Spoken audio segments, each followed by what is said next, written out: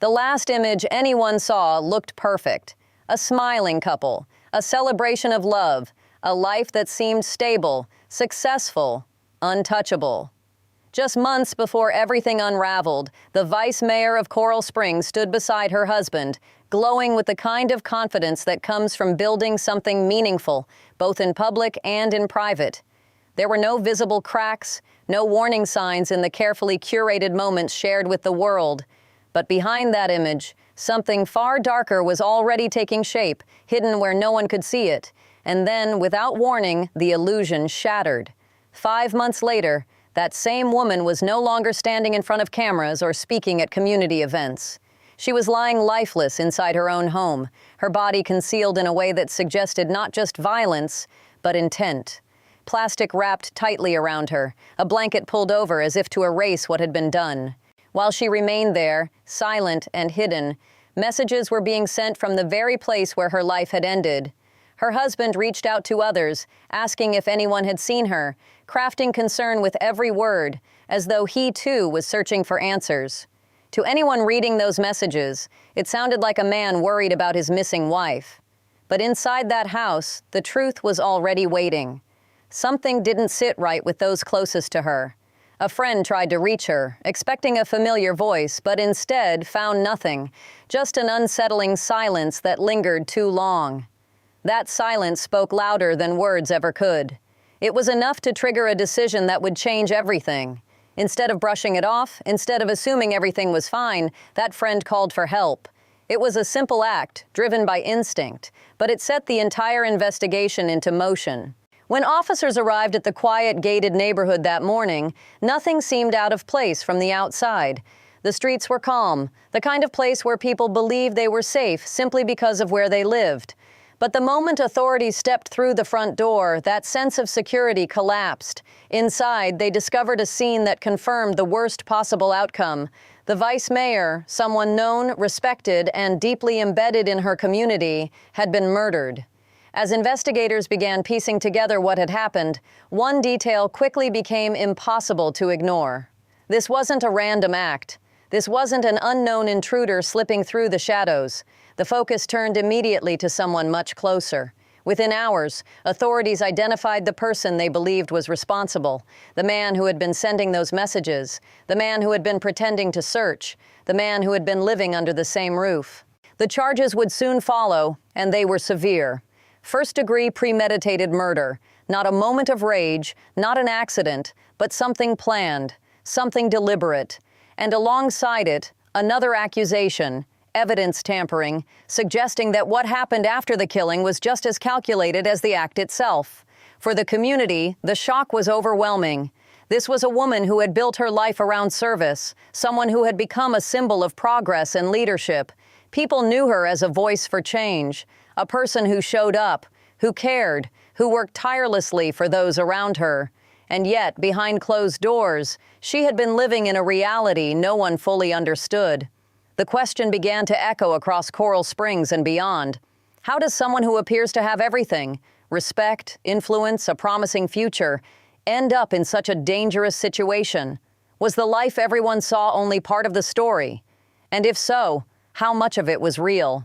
Because just one day before her body was found, everything was supposed to change. A major announcement was on the horizon, one that could have taken her career to an entirely new level. Instead of stepping into that future, she became the center of a homicide investigation. The timing was impossible to ignore, and it raised a chilling question that investigators would have to answer. Why then? To understand what was lost, you have to understand who she was before that morning turned into a crime scene. At just 38 years old, she had already become a defining force in her community, the kind of person people relied on without even realizing it. Born to Haitian-American parents, her identity wasn't something she set aside.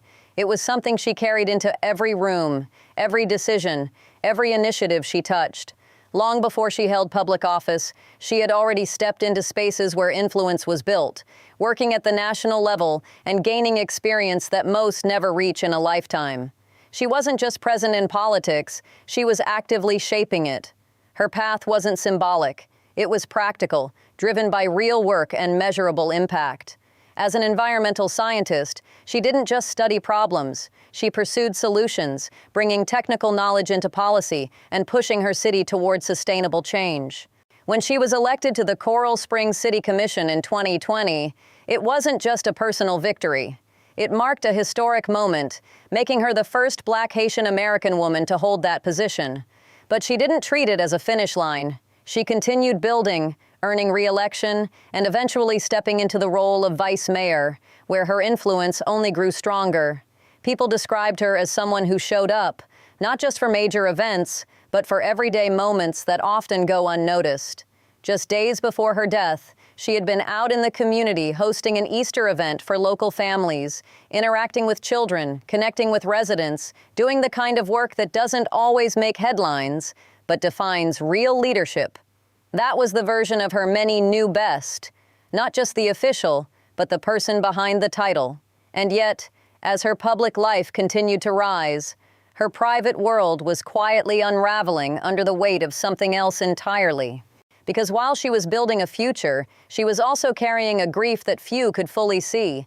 Months earlier, her family had already been shaken by tragedy.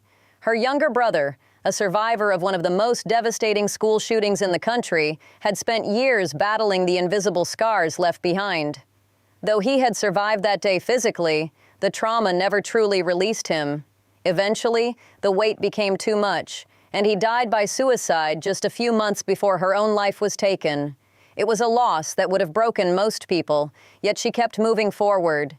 She continued attending meetings, engaging with her community, fulfilling her responsibilities even as she processed that grief. To those around her, she remained composed, focused, committed.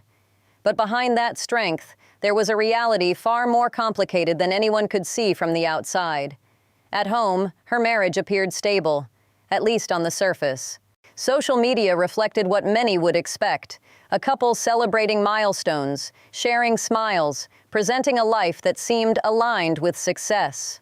3 years into the marriage, there were no public signs of conflict, no obvious indicators that anything was wrong. To friends, colleagues, and the broader community, it looked like a partnership built on mutual support. But appearances can be dangerously misleading, because as her career reached a turning point, something else was happening in parallel, something hidden beneath the carefully maintained image. Plans were already in motion for what could have been the most significant step of her professional life. She was preparing to announce a run for Congress, a move that would elevate her from local leadership to the national stage. Those closest to her knew it was coming. The timing had been set. The announcement was scheduled. She was less than 24 hours away. Instead of stepping forward into that moment, everything stopped. The announcement never came. The campaign never began. What replaced it was a crime scene, a police investigation, and a question that would only grow heavier with each passing detail.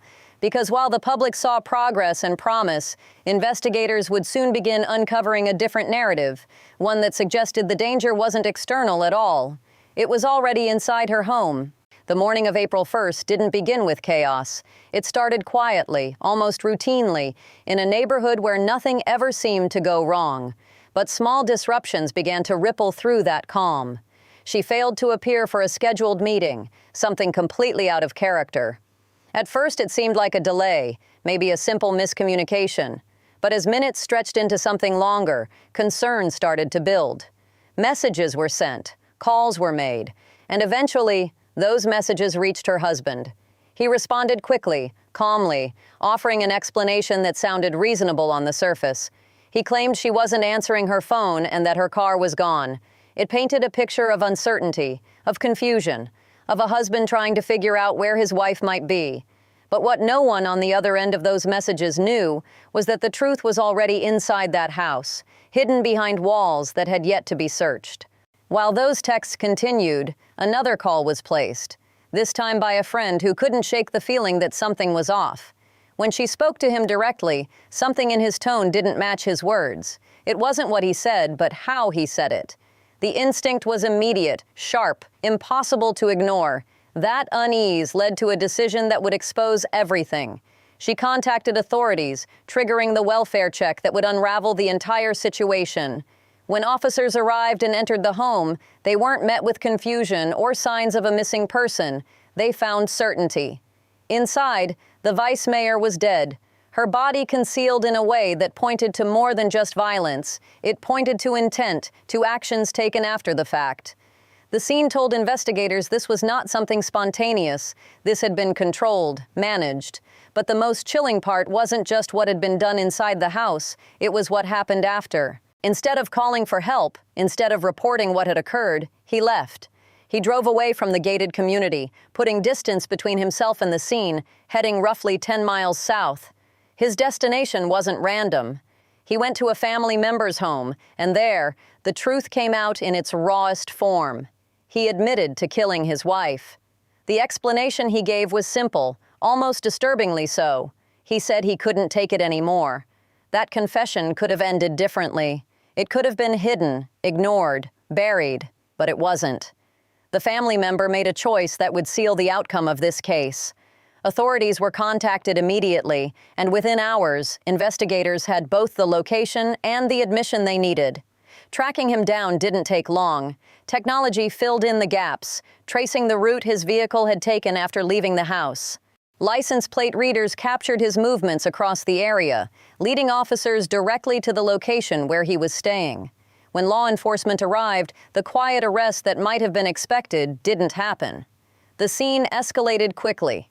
Multiple units, a visible police presence, the kind that draws attention and leaves witnesses stunned.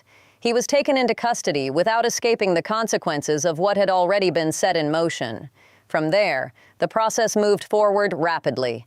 Transport, booking, charges formally placed, first-degree premeditated murder, evidence tampering, words that carry weight, not just legally, but in what they reveal about the sequence of events. Because premeditation changes everything. It suggests that this wasn't an explosion of emotion in a single moment. It suggests thought, planning, a decision made before the trigger was ever pulled. And the additional charge, tampering, points to what happened in the aftermath.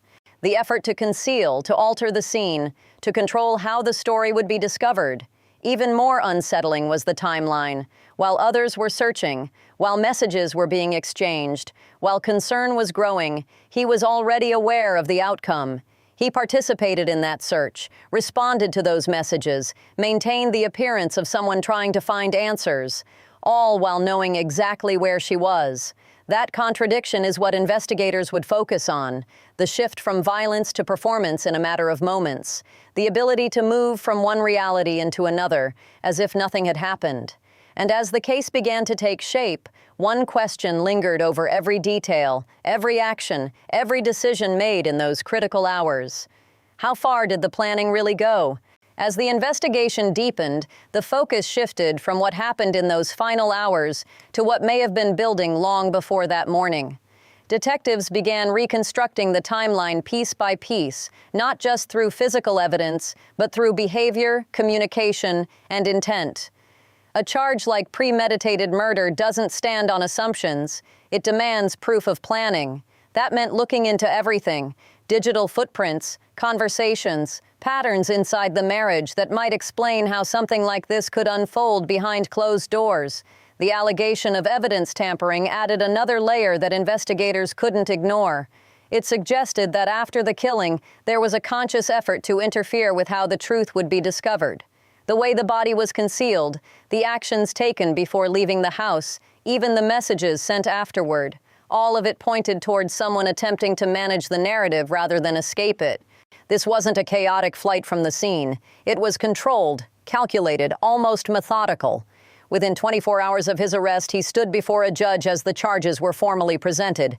The court found enough evidence to move forward immediately, denying any possibility of release. From that moment on, the legal path was set.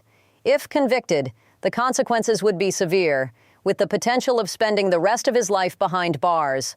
And as the case moves toward trial, those initial statements, especially the confession made to a family member, are expected to become central to the prosecution's argument.